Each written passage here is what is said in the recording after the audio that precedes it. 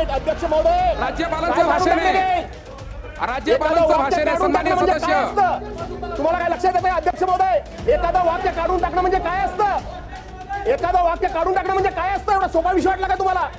या ठिकाणी पंकजाबाई मुंडे बसले, काय काढून टाकलं? काय माझा औषध शब्द आहे?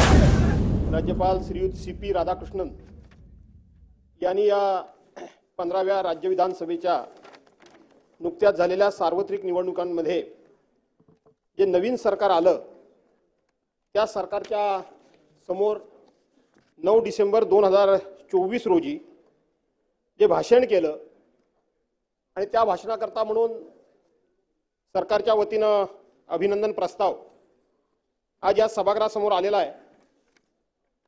आणि त्या प्रस्तावावर बोलत असताना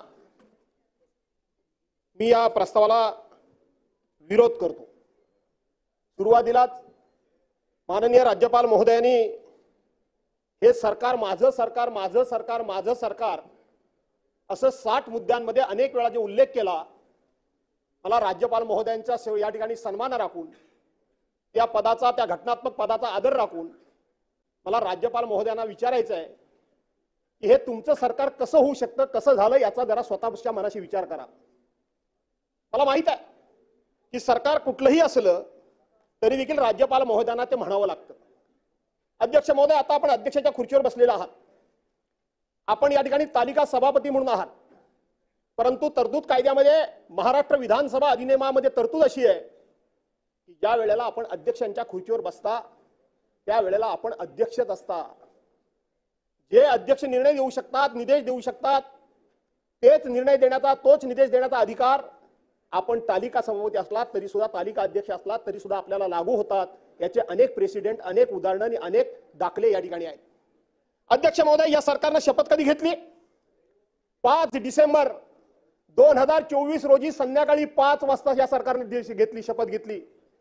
अध्यक्ष महोदय, मी आपल्या सत्सक विवेक बुद्धीला आव्हान करतो, आठवण करा की सर्वसाधारणपणे राज्यामध्ये नवीन निवडणूक झाली किंवा एखादा राज्याच्या मुख्यमंत्र्यांनी जर राजीनामा दिला किंवा एखादं सरकार जर अल्पमतामध्ये आलं तर दुसऱ्या पक्षाला जर सरकार बनवायचं असेल, नवनियुक्त आमदारांना जर सरकार बनवायचं असेल तर पहिल्यांदा राज्यपालांनी सगळ्यात जास्त मेजॉरिटीनं असलेला जो पक्ष असतो त्या पक्षाला निमंत्रित करावं लागतं. राज्यपाल महोदयांनी निमंत्रित केलं नाही तर जो पक्ष या ठिकाणी सरकार बनवू इच्छितो त्यानं आपल्याला समर्थन देणारे कोणकोणते पक्ष आहेत त्याची यादी घेऊन स्वतःहून राज्यपाल महोदयांच्याकडे जावं लागतं आणि राज्यपाल महोदयांना विनंती करावी लागते की आम्ही सरकार बनवू इच्छितो, आम्हाला सरकार बनवायला निमंत्रित करा.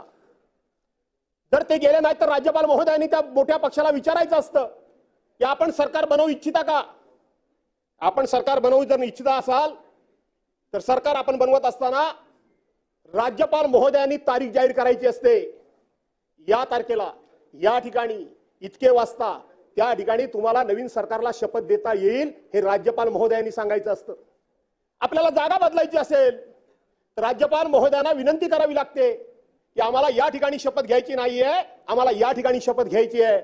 जशी आम्ही माननीय उद्धव साहेबांची शिवतीर्थावर शपथ घेतली, माननीय मनोहर जोशी यांचे मुख्यमंत्री म्हणून आणि गोपीनाथराव मुंडे यांचे उपमुख्यमंत्री म्हणून आम्ही शिवतीर्थावर शपथ घेतली. 2014 साली देवेंद्र फडणवीस यांनी राज्याचे मुख्यमंत्री म्हणून वानखेडे स्टेडियमवर घेतली. राज्यपाल महोदयांची परवानगी घेऊन घेतली. राज्यपाल घटनात्मक पद आम्ही आहे म्हणतो, राज्यपाल हे संविधानिक पद आहे असं म्हणतो. मी बोलतो टीकेला टीका म्हणून समजून घेऊ नका, तर आपण एका बाजूला घटनेचं अवमूल्यन किती करतो आहोत, या घटनेचं आम्ही महत्व किती कमी करतो आहोत. आम्ही सातत्यानं सांगतोय की तुमच्या मनामध्ये घटनेबद्दल आदर नाहीये, तुम्हाला ही घटना शिल्लक ठेवायची नाहीये. त्यावेळेला तुम्ही बाहेर सांगता की आम्ही नॅरेटिव्ह पसरवतो, नॅरेटिव्ह सेट करतो.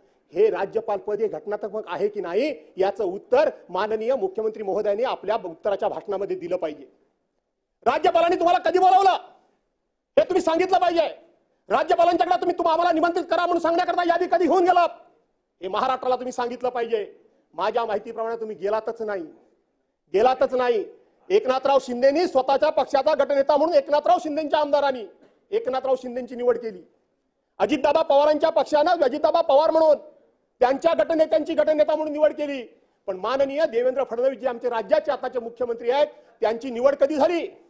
त्यांची निवड झाली 4 डिसेंबर 2011ला आपल्या केंद्रीय अर्थमंत्री सीतारामन आणि तिथले आमचे गुजरातचे माननीय मुख्यमंत्री रुपानीजी ना माजी मुख्यमंत्री रुपानीजी ते आले आणि त्याच्यानंतर 11 वाजता बैठक झाली आणि 11 वाजता बैठक झाल्यानंतर 4 तारखेला हे 3 पक्षाचे 3 नेते राज्यपाल महोदयांच्याकडे गेले की आम्हाला शपथ घ्यायची आहे. त्याच्यानंतर 4 तारखेला गेले. आठवण करा, हे 4 तारखेला गेले, पण प्रत्यक्षपणे आझाद मैदानावर ते ज्या ठिकाणी शपथ घेणार होते त्या मंडपाचं काम कधी सुरू झालं, त्या मंडपाचं काम कोणी सुरू केलं, त्या मंडपाचं काम कोणाकरता सुरू केलं, कोण मुख्यमंत्री होणार होता, कुणी ठरवलं, राज्यपाल महोदयांनी ठरवलं की आणखीन कुणी ठरवलं. हे घटनात्मक पद जर असेल तर या घटनात्मक पदाचा अधिकार काय, हा माझा खरा प्रश्न आहे, माझा धोरणात्मक प्रश्न आहे, माझा टीकात्मक प्रश्न घेऊ नका. घ्यायचा कसा तो काही घ्या. कुणी ठरवलं? 22 मुख्यमंत्री येणार आहेत 5 तारखेला. देशातले 22 मुख्यमंत्री येणार आहेत. राज्यात देशाचे पंतप्रधान माननीय नरेंद्रभाई मोदी त्या ठिकाणी शपथविधीला येणार आहेत. त्या ठिकाणी गृहमंत्री महोदय येणार आहेत, केंद्रीय मंत्री येणार आहेत, असे सगळे येणार आहेत. यांच्या तारखा जाहीर झाल्या, यांचा कार्यक्रम इथं आला, यांचा दौरा नक्की झाला, तरी राज्यपालांकडून कुठल्याही प्रकारची त्या संदर्भामध्ये अधिसूचना निघालेली नाही. अधिसूचना निघालेली नाही. राज्यपालांना इतक्या पद्धतीने गृहीत धरता. राज्यपाल हे एका कुठल्या तरी पक्षाचे असतात हे मला मान्य आहे, पण त्या खुर्चीवर बसल्यानंतर किमान त्या पदाची गरिमा राहिली पाहिजे, त्या पदाचा मान सन्मान राहिला पाहिजे, त्या पदाचं महत्व राहिलं पाहिजे. याचं भान राज्यपाल महोदयांना आहे की नाही? याचं भान राज्यपाल महोदयांना आहे की नाही? सन्माननीय सदस्य राज्यपालाचं अभिभाषण सन्माननीय सदस्य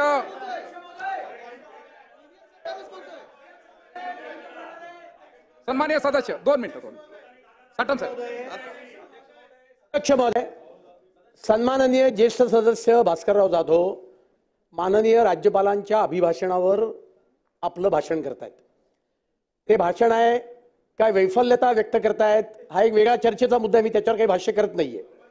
परंतु राज्यपाल हे एखाद्या पक्षाचे सदस्य असतात आणि त्यांनी त्यांच्या पदाची गरिमा राखली पाहिजे असं राज्यपालांवर हेत्वारोप करणारे वाक्य हे या सदनामध्ये निर्माण करता येत नाहीत. माझा पॉइंट ऑफ ऑर्डर असा आहे, त्यांचं हे वाक्य त्यांच्या भाषणातून आपण काढून टाकावं, रेकॉर्डवरनं काढून टाकावं की राज्यपाल एका पक्षाचे सदस्य असतात, हे वाक्य काढून टाकावं अशी माझी आपल्याकडे मागणी आहे. तपासून ते काढून टाकण्यात येईल. 1 मिनिट अध्यक्ष महोदय, राज्यपालांचं भाषण आहे, राज्यपालांचं भाषण आहे. सन्माननीय सदस्य, तुम्हाला काय लक्षात येतं अध्यक्ष महोदय? एखादं वाक्य काढून टाकणं म्हणजे काय असतं? एखादं वाक्य काढून टाकणं म्हणजे काय असतं? एवढा सोपा विषय वाटला का तुम्हाला? या ठिकाणी पंकजाबाई मुंडे बसलेत, काय काढून टाकलं काय? माझा औषध शब्द आहे, माझा असंवेदनशील शब्द काय आहे? सन्माननीय सदस्य बोला. सन्माननीय सदस्य, तपासून घेऊन वाक्य काढून टाकण्यात येईल. तपासून घेऊन